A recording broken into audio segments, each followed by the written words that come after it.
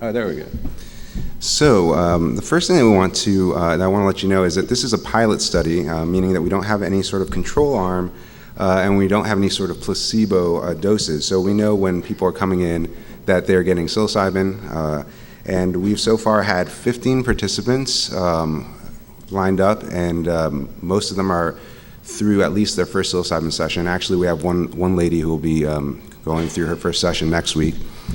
And this is the pilot study to assess the feasibility of treating nicotine addiction using psilocybin, along with a few other elements that are combined in our approach.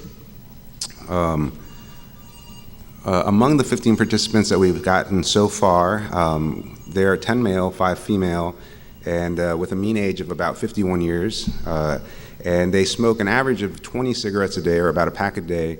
And they have been smoking about that much for around 30 years. And that is kind of a snapshot of our participant sample, the people that we've been running. So these are fairly heavy smokers, people who've been smoking for a long time.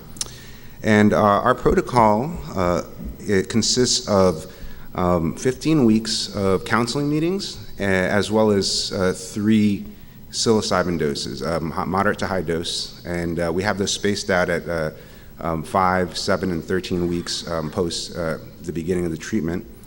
And most of our counseling is actually cognitive behavioral based, meaning that we talk a lot about thoughts and behaviors that are related to smoking and how that works and how we think people will be best able to cope with craving and temptation to smoke after they quit. So the good news is so far 91.6% or 11 out of 12 of our participants have quit smoking.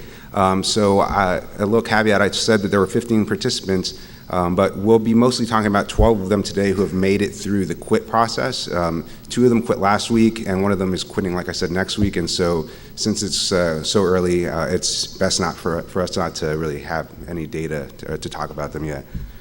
But for the main study presentation, our principal investigator, Matt Johnson, will be speaking on Sunday in the clinical track at the East Hall. So if you'd like to hear more about this study, then I would direct you to Matthew Johnson's talk on this study, and he'll talk a little bit more about the primary outcomes.